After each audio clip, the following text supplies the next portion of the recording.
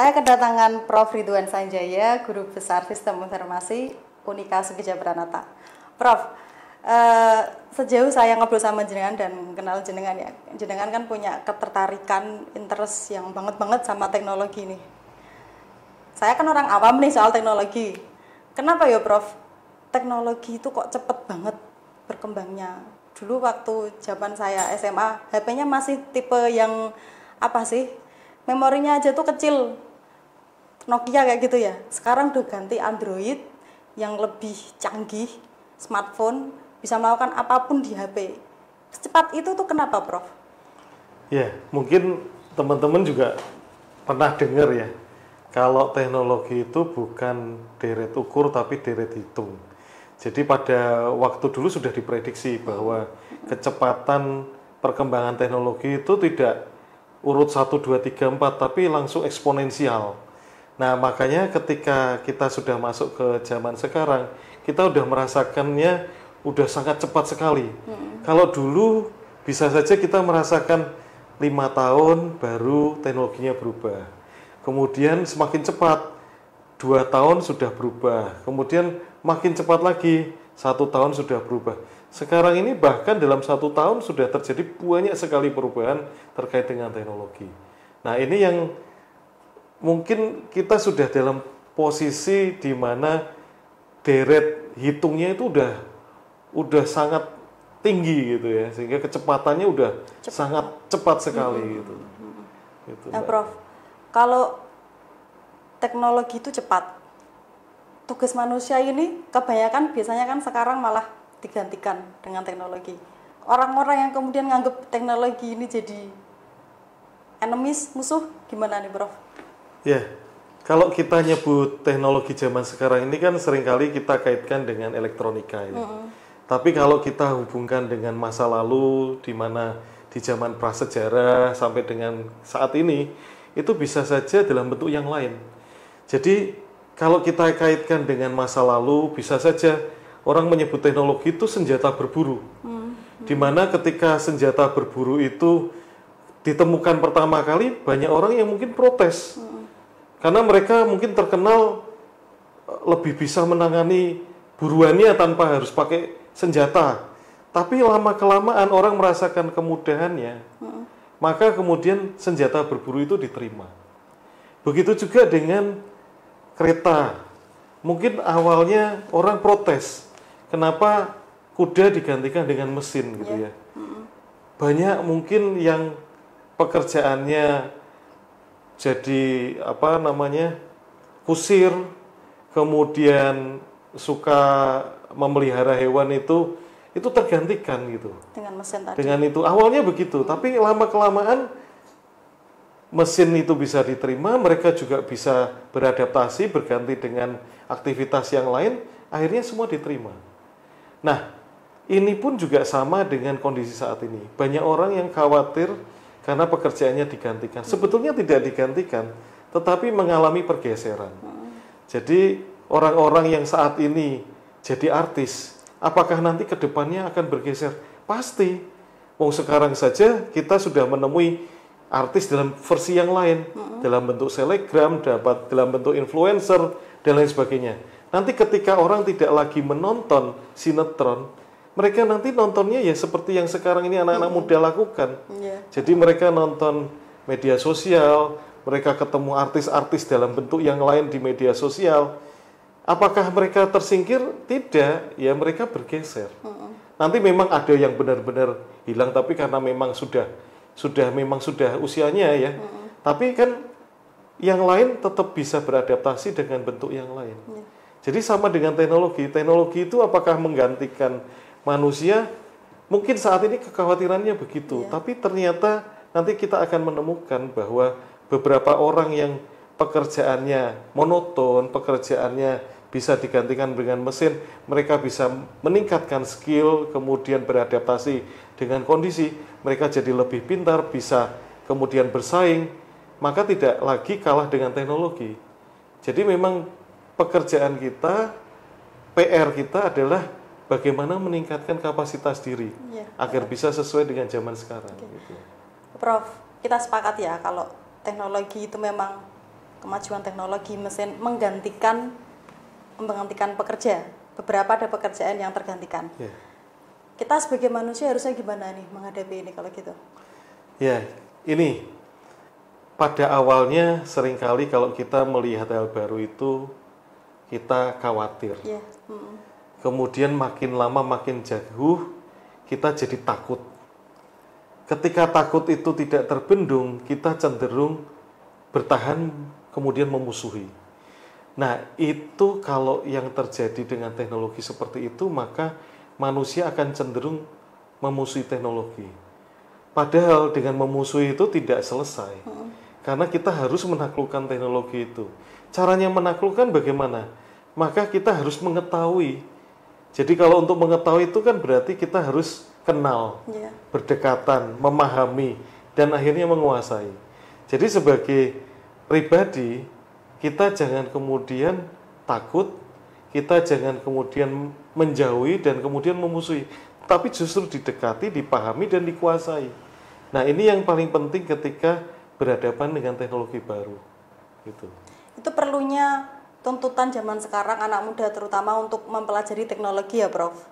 Ya, kalau anak muda ini kan begitu lahir mereka itu digital native ya, langsung jadi penduduk asli digital. Mereka langsung tahu bagaimana cara menggunakan alat-alat yang bagi kita itu canggih gitu ya. Tapi bagi mereka ya sesuatu yang biasa gitu. Karena dari lahir sudah ada. Nah, pekerjaan kita justru yang generasi-generasi kita itu yang generasi baby boomer, generasi X, generasi Y, itu yang kemudian berusaha untuk memahami.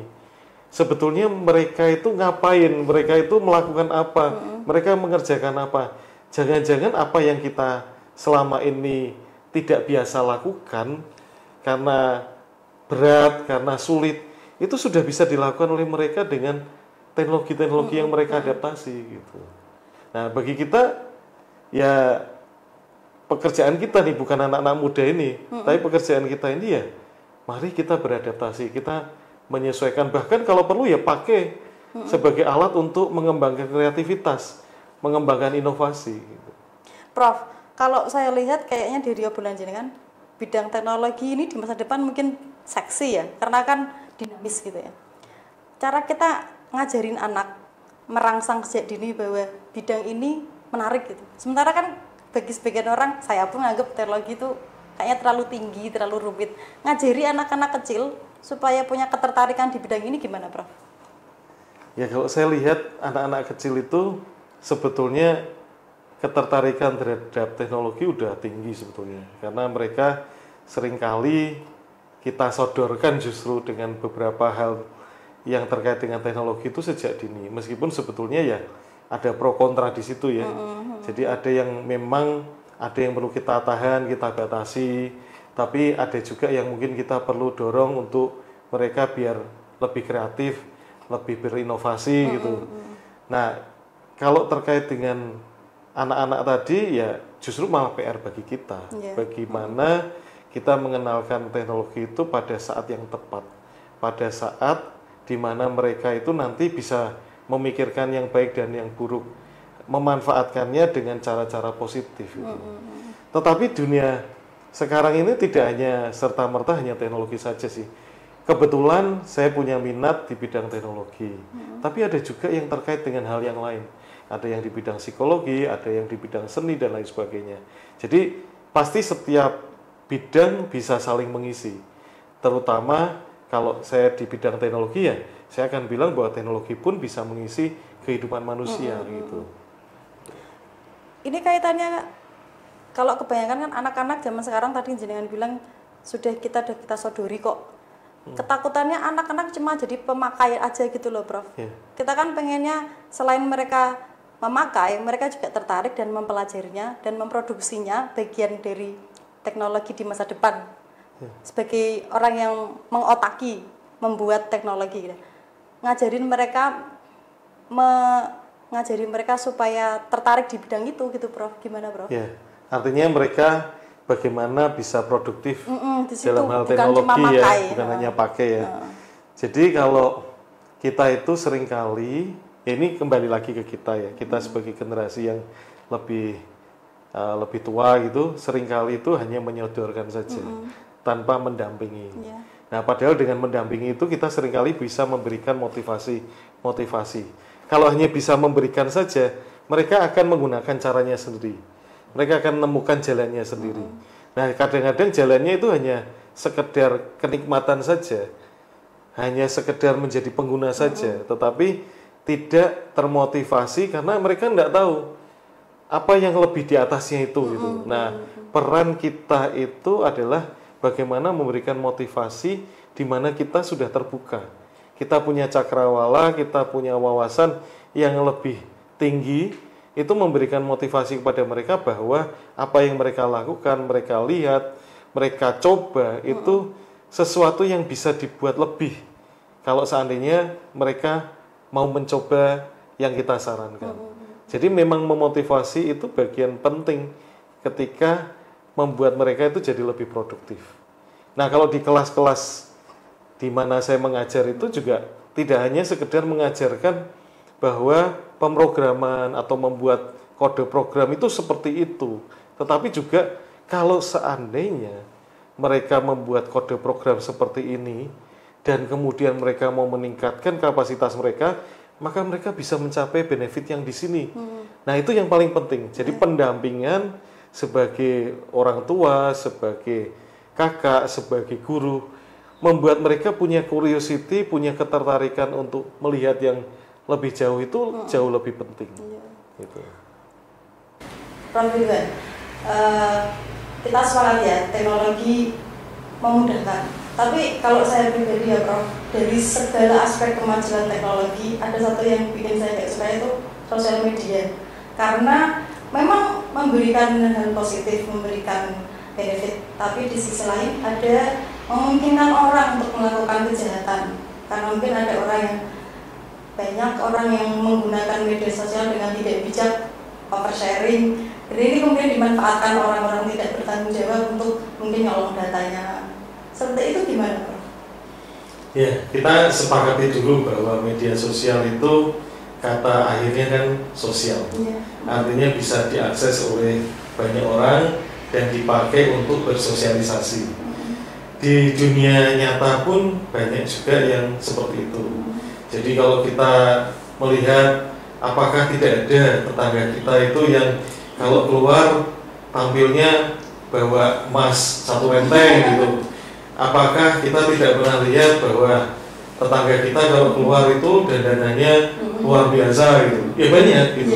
Dan itu tercermin ketika kita melihat media sosial. Jadi media sosial itu hanya cerminan dari dunia nyata yang kita lihat.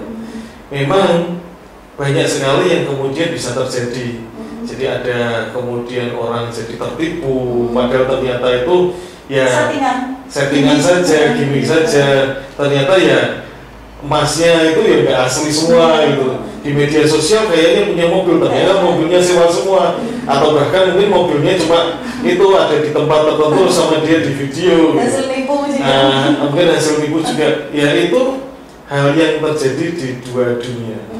Nah, kalau kita saja sudah terbiasa melihat itu di dunia nyata dan kemudian seringkali kita berpikir, ah iya apa begitu, mosok begitu gitu. Ini hal yang sama juga harus diterapkan untuk media sosial. Jadi media sosial juga sama halnya dengan dunia nyata. Ya kayak gitu belum tentu benar. Beneran kok dunia nyata. Belum tentu ya wajahnya kok benar-benar cantik apa iya? Belum tentu. Mungkin siapa dulu filter gitu ya. Kalau di dunia nyata mungkin nggak ada yang namanya filter, tapi kan ada yang namanya kosmetik dan sebagainya. Tapi kalau namanya teknologi ada filter gitu ya. Nah, tapi kewaspadaan itu kan sebetulnya hal yang sama di dunia nyata, diterapkan ya di dunia media sosial. Termasuk kalau ada permintaan-permintaan tertentu, ada data-data tertentu yang kita minta juga sama. Kalau di dunia nyata saja kita aware, kita peduli, ada orang yang ingin tahu di dalam rumah ada siapa, kemudian kamu sekeluarga itu ada berapa orang, itu hal yang sama terjadi ketika di media sosial. Kalau ada yang tanya begitu, ya berarti harusnya juga waspada. Jangan-jangan itu penipuan, jangan-jangan ada sesuatu hal yang jahat dilakukan. Jadi sama ini. Memang media sosial itu tampaknya itu ya sesuatu yang jahat gitu ya. Banyak jahatnya. Bukan karena ini hanya cerminan saja, cerminan dari dunia nyata yang kebetulan ada di genggaman kita yang mudah aksesnya gitu. Jadi seakan-akan kita melihat banyak sekali. Ya di dunia itu ya banyak sekali gitu ya. Tetapi kan di dunia nyata itu ya banyak sekali. Tapi kan kita hanya bisa melihat sepandang mata saja. Sementara di media sosial itu kan seluruh dunia kita bisa melihat banyak sekali orang yang melakukan hal itu dari negara yang berbeda, dari wilayah yang berbeda, dari berbagai kelompok yang berbeda. Tapi sebetulnya sama. Tapi kan gini Prof, orang-orang pun itu nggak cukup bijak untuk menggunakan media sosial. Misalnya kayak mau posting, kita juga kasih tahu lokasi nih. Mark Zuckerberg aja yang punya Facebook, dia nggak akan kasih tahu lokasinya dia di mana, tapi bikin Facebook yang mencantumkan feature lokasi postingannya di mana. Ini kan sebenarnya kalau dipikir jauh, ini bahaya juga. Kita orang yang posting ini lokasinya di mana, dan orang yang punyanya jahat juga bisa datang ke situ untuk melakukan tindakan jahat. Ini kan sebuah cerminan contoh teknologi media sosial itu ada sisi buruknya. Cuma kita aja yang nggak cukup bijak untuk menggunakannya gitu loh, Bro. Ya, ini semua produk itu seringkali diperbaiki, diperkaya berdasarkan masukan banyak pihak. Jadi kalau dulu itu misalkan ya, saya selalu memberikan analogi yang di dunia nyata ya. Jadi kalau dulu itu kita disodorkan ada odol, ada pasta gigi, rasa stroberi, rasa jeruk, yang semula hanya dulu mint. Kenapa kok ada itu? Karena ada masukan dari pihak konsumen bahwa kalau yang mint itu pedas, anak-anak nggak suka. Dan terus bagaimana? Maka kemudian ada riset, kalau dikasih rasa yang cocok untuk anak-anak seperti apa? Ada namanya stroberi, ada namanya jeruk yang nggak pedas di anak-anak. Ini hal yang sama juga terjadi untuk teknologi. Jadi banyak juga yang kemudian ingin menyampaikan bahwa saya ada di sini. Ini loh tempat makan saya. Ini loh tempat ini bagus gitu. Jadi lokasi itu bisa dipakai ketika dibutuhkan. Yang jadi masalah adalah ketika kita tadi yang Mbak Ani sebut tidak bijak tadi, nggak perlu seperti itu pun juga dipakai. Padahal kita bisa nggak pakai. Jadi lokasi itu kan bebas, kita mau pakai bisa tidak gitu. Nah kita pakai padahal nggak perlu, nggak penting gitu.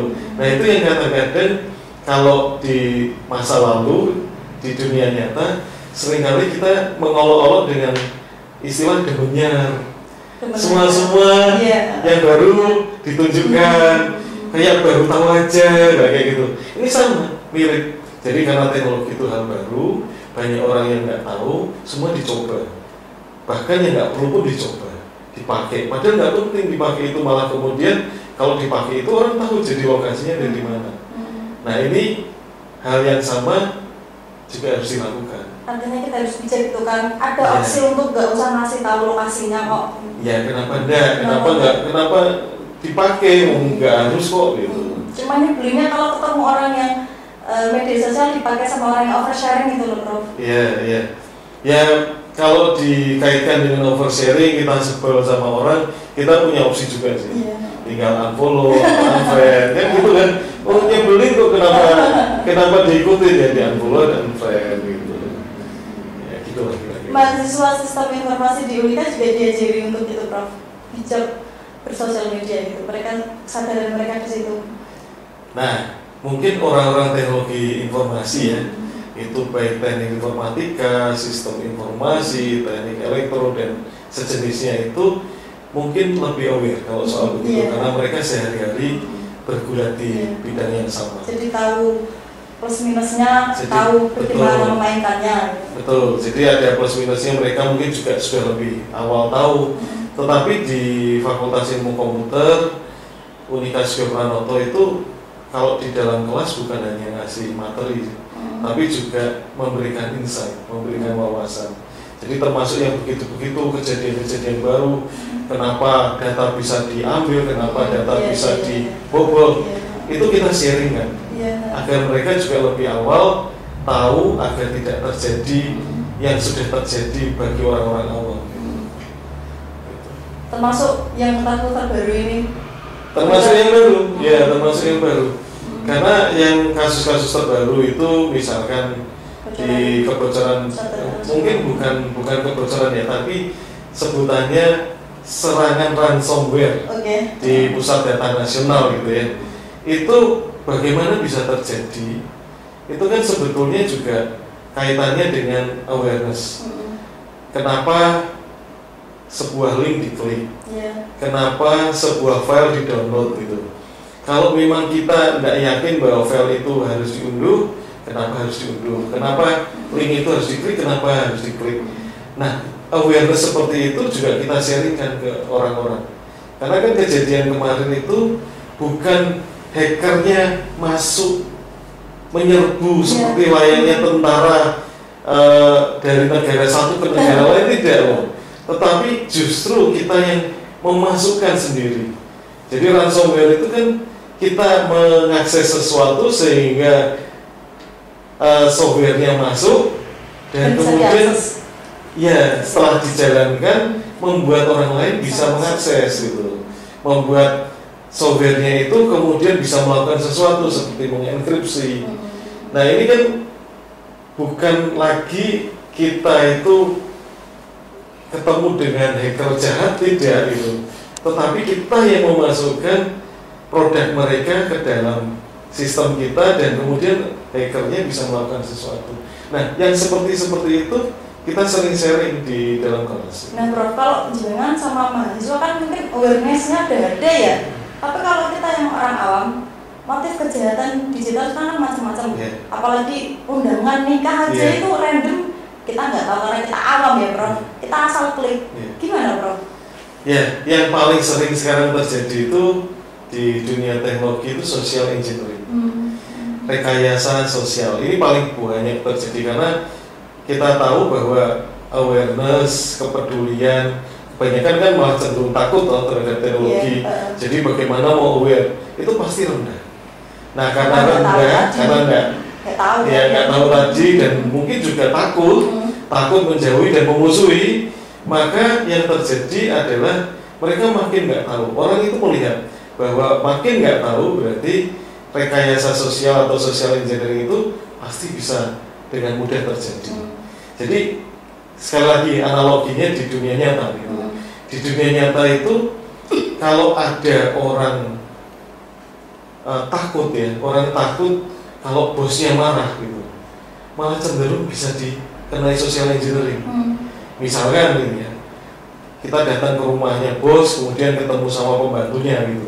Karena pembantunya itu takut bosnya marah, maka dengan mudah orangnya bilang, saya disuruh bosku, saya diminta untuk itu ngambil TV-nya mau direparasi gitu.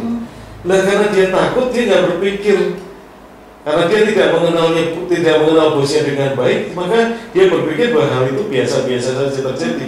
Maka diberikanlah hak akses mereka untuk masuk mengambil, bahkan mungkin bukan cuma TV, tapi juga handphone, bahkan juga elektronik yang lain. Ini sama, karena tahu bahwa dia tidak paham teknologi, maka diberikan hal-hal yang berbau sosial, gitu, berbau social engineering. Misalkan kalau saya kirimkan install aplikasi ini, pasti nggak mau. Tapi kalau klik undangan ini, orang kan karena sosial ya, jadi undangan siapa ini, maka dicoba diklik gitu. Nah padahal mungkin yang ngirim itu sudah akunnya diambil alih gitu. Nah begitu diklik maka terjadilah seperti itu. Nah kalau tipsnya bagaimana biar tidak seperti itu? Mengenali kalau itu ini kayaknya penipuan deh. Nah mungkin bahkan juga nggak tahu kalau itu penipuannya. Tetapi yang paling penting adalah kalau kita dikirimi sesuatu harus waspadanya muncul dulu. Ini apa nih? Bahkan kalau perlu ditanyakan dulu. Ini kok ngirim apa gitu? Ditanyakan ke pengirim itu, meskipun pengirim itu bisa saja adalah si hacker itu ya, bisa saja. Tetapi kalau kita nggak tanya langsungnya, kan lebih salah lagi. Tanyakan dulu. Kalau jawabannya ini orangnya mau nikah, Nah, kita coba pastikan dari tempat lain, apakah iya gitu. Paling tidak seperti itu. Atau yang lebih canggih, ketika kita tahu bahwa di situ ada tulisannya aplikasi, APK, gitu, jangan diklik dulu. Gitu. Jadi karena di situ pasti nggak tulisannya doc gitu atau PDF itu enggak, tapi ada tulisannya APK karena software diciptakan itu dengan transparansi. Begitu sudah tahu ada APK, tunggu dulu kok dia minta install aplikasi-aplikasi ini, emang dia siapa gitu. Nah itu yang awareness yang lebih tinggi kalau mau diciptakan. Paling repot kalau HP dipegang sama orang tua sepuh gitu loh, yang nggak tahu soal itu, tahunya tinggal dipencet begitu terus masuk ke M-Banking, wah payah itu. Iya. Tapi begini, kadang-kadang itu kalau yang sudah sepuh, itu beberapa teknologi justru malah nggak dipakai. Jadi M-Banking susah-susah kan, biasanya cuma ATM aja gitu. Itu malah jadi lebih mudah. Justru yang sering terjadi adalah orangnya nggak terlalu sepuh amat. Teknologi juga paham dikit-dikit. Tetapi yang bagian tadi, yang social engineering tadi, begitu masuk dia nggak terlalu paham bahwa bisa saja terjadi seperti itu. Tetapi apapun yang terjadi, kalau seseorang itu satu, ya ngirim sesuatu, dua, misalkan menawarkan sesuatu, itu harus awareness-nya muncul dulu. Ini apa? Jangan langsung. Curiga dulu. Ya bukan curiga, waspada dulu. Seperti dulu kasusnya itu ada orang kirim file bahwa ada motor murah, BlackBerry murah, dan lain sebagainya itu. Ini kan pertama kali yang muncul, kenapa kok bisa murah?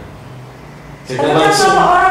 Orang kebanyakan kan tertarik nih, mumpung murah, langsung tertarik diklik langsung kan. Nah kan biasanya menginstal tadi keinginan yang kadang-kadang, mohon maaf, greedy ya.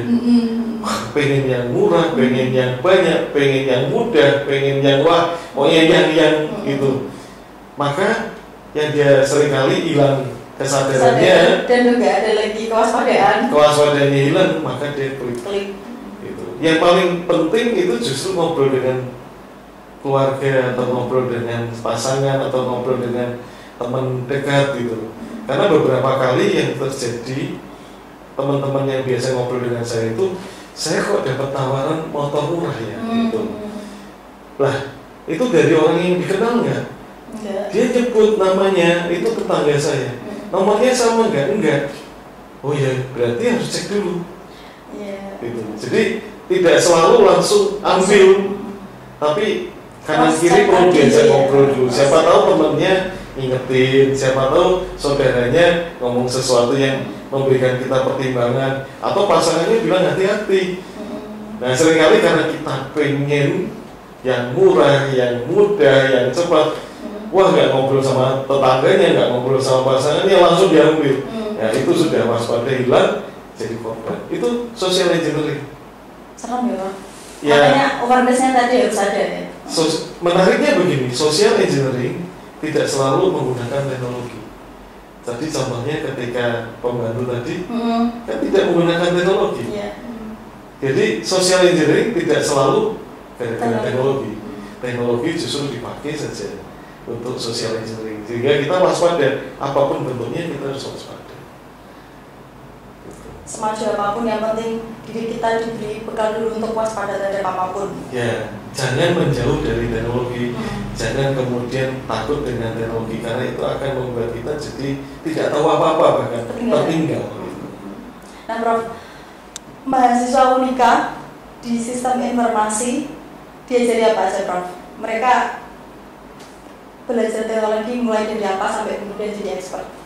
Ya, kebetulan saya ada di Fakultas Ilmu Komputer yang punya 2 bidang studi. Jadi yang teknik informatika dan sistem informasi. Sementara hobi saya ada di sistem informasi. Jadi kalau teknik informatika itu lebih pada memperdalam algoritma, membuat itu jadi lebih cepat, membuat itu jadi lebih canggih. Sementara kalau sistem informasi menggunakan pilihan algoritma yang ada untuk menjawab kebutuhan masyarakat. Nah, kebutuhan masyarakat itu apa saja? Bisa saja aplikasi. Jadi program-program yang ada di handphone, program-program yang ada di laptop, di komputer desktop, itu mereka bikin. Atau hal-hal yang lain, bahkan yang terhubung dengan misalkan kecerdasan buatan, AI, kemudian Internet of Things, yang terhubung ke internet, di mana nantinya akan dipakai untuk meningkatkan produktivitas, entah itu kaitannya dengan pendidikan, kaitannya dengan pekerjaan, entah itu juga kaitannya dengan bisnis. Jadi mereka menggunakan teknologi yang ada, mereka bahkan memilihkan teknologi yang ada untuk kepentingan masyarakat, untuk kepentingan manusia. Sejauh ini sudah produksi individu apa aja Bapak anak-anak? Ya, jadi kalau yang baru-baru ini itu ada misalkan tempat sampah yang bisa dihitung berapa botol yang bisa dimasukkan ATM sampah. Dihitung gimana? Jadi berapa saja botol yang dimasukkan sehingga nanti akan keluar nota atau stroke di mana menuliskan berapa botol yang sudah dia masukkan ke dalam mesin dan kemudian nanti ditukar untuk mendapatkan hadiah. Oh, ada rewardnya? Ada, jadi penyelenggaranya memberikan hadiah seperti itu. Jadi itu apa yang dipahami? Yang dipahami adalah penggunaan Internet of Things, tetapi dihubungkan dengan kebutuhan manusia, kebutuhan konsumennya seperti apa. Jadi mereka hanya menggunakan alat untuk mendeteksi ada botol, mereka hanya menggunakan alat untuk bagaimana kemudian dihitung jumlahnya, mereka hanya menggunakan alat untuk kemudian mencetak struknya. Tapi dengan teknologi-teknologi yang tadi digabungkan tadi menjawab kebutuhan, di mana penyelenggaranya pengen mengumpulkan botol-botol yang ada di wilayah tertentu untuk dia ambil, untuk dia koleksi, untuk kemudian nanti lingkungan jadi lebih baik. Itu cukup bisa untuk mengatasi permasalahan lingkungan ya, Prof. Sampah plastik, botol plastik itu kan salah satu jadi masalah yang cukup sulit untuk diselesaikan. Dengan teknologi itu bisa paling tidak mengurangi lah. Ya, karena saya sendiri juga mengajar di program studi ilmu lingkungan ya.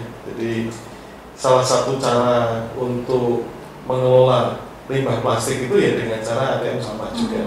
Karena seringkali kan sampah plastik terutama botol itu kan digabungkan tidak dipilah, sehingga ketika sampai ke tempat pemilahan sampah itu sudah campur jadi satu, memisahkannya lebih sulit.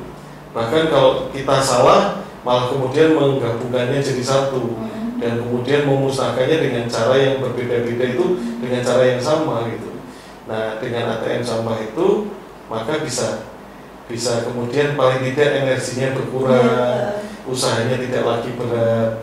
Bahkan juga ada yang namanya kewajiban produsen yang menghasilkan sampah plastik itu untuk memastikan sampahnya itu sudah sampai diolah atau tidak ketika sudah dibuang gitu.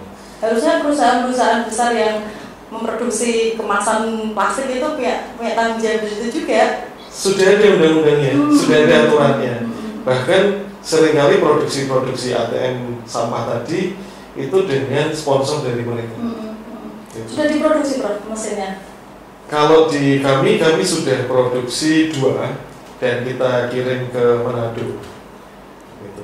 Udah jalan ya, Bro? Udah jalan. Itu kalau saya lihat Eropa udah menerapkan itu sih, beberapa negara udah menerapkan itu. Malah yang mereka di Eropa hampir nggak ada sampah plastik gitu ya, Bro. Harusnya Indonesia udah makin banyak kayak gitu ya. Ya sebetulnya di luar itu ya tergantung daerahnya mana juga sih. Dan memang dari sisi teknologi mungkin bagi mereka itu bukan barang mahal. Kalau di kita masih terasa mahal karena seringkali mendatangkan dari luar.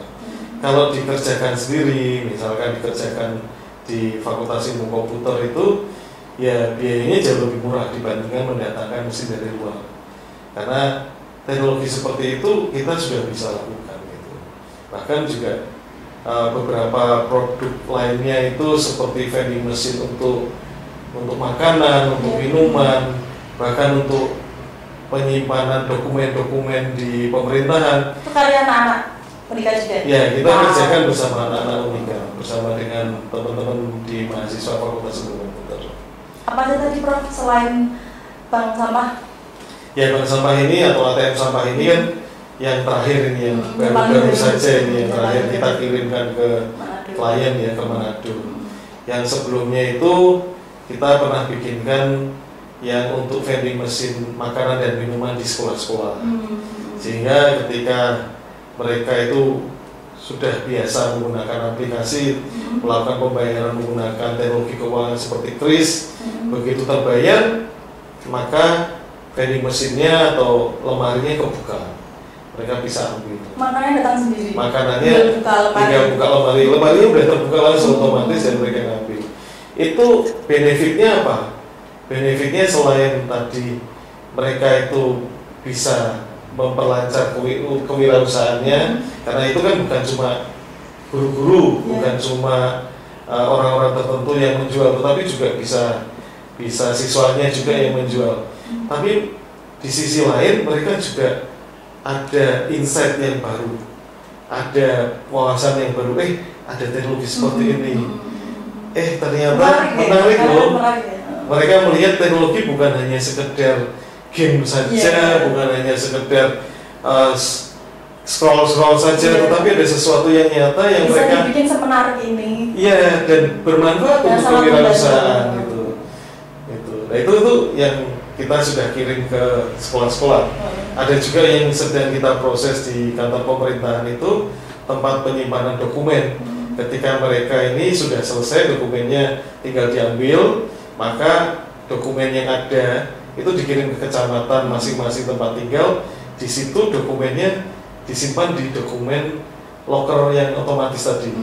Begitu nanti yang punya dokumen mengakses aplikasinya, mengisi identitasnya, pintunya otomatis kebuka dan dokumennya bisa diambil. Kalau yang box yang jajanan itu di anak sekolah sudah disebarkan di beberapa sekolah. Ya, kalau di sekolah kemarin itu kita dapat dana dari Kementerian Pendidikan, sehingga kita bagikan ke ada sekolah Nusa Putra. Gratis apa bayar, Prof? Oh, kita gratis sekarang pada waktu itu karena ada hibah ya, ada dana dari kementerian, maka kita berikan secara gratis. Kemudian dari Nusa Putra kita berikan ke Loyola, ke Teresiana, kemudian juga ada di Sedes Sapiense. Sebetulnya SMK ya, rata-rata yang punya sekolah SMA itu kita berikan secara gratis. Sebetulnya kita mau yang lain lagi, tapi cuma dananya terbatas, maka hanya bisa 4 sekolah. Tapi kalau seandainya masing-masing sekolah punya dana yang mungkin tertarik untuk seperti itu, kita bisa buatkan juga, karena juga biayanya nggak terlalu mahal. Kalau yang tadi arsip? Yang arsip ini sudah kita bikinkan produknya, memang belum dirilis ya, belum dirilis oleh pemerintah, sehingga kita nunggu sampai jadwalnya mereka. Mungkin karena ada pilkada jadi agak tertunda. Lagi, Prof? Ya sebetulnya banyak ya, kalau kita berkunjung ke Fakultas Ilmu Komputer Unika itu pernah, nanti kita akan lihat ya, virtual assistant. Virtual assistant itu ada sebelum ChatGPT ini viral, di mana virtual assistant ini bisa menjawab kebutuhan siswa ketika membutuhkan informasi apapun terhadap Unika. Nah, kalau kita berkunjung sekarang ini di Fakultas Ilmu Komputer Unika, malah kita akan lihat bentuk hologramnya. Bentuknya hologram. Jadi nanti bentuknya seperti layaknya manusia di dalam ruang terbuka gitu ya. Kemudian kita akan melihat orangnya ngobrol, menjawab kebutuhan kita, pertanyaan-pertanyaan kita. Nah, itu virtual assistant tapi bentuknya hologram. Bisa ditanya semuanya seputar Unika? Bisa ditanya, kalau yang di Fakultas Ilmu Komputer, semua seputar Fakultas Ilmu Komputer Unika. Dan itu semua pekerjaannya anak-anak ya, Prof? Itu anak-anak kita libatkan juga, bahkan jadi tugas akhir semester. Itu tadi ya, Prof, udah ngobrol soal teknologi. Lumayan menginspirasi saya dan banyak memberikan insight baru sih. Terima kasih ya, Prof, sudah datang ke Kata Kita. Sama-sama. Sukses, Prof. Terima kasih. Ya, terima kasih sama-sama.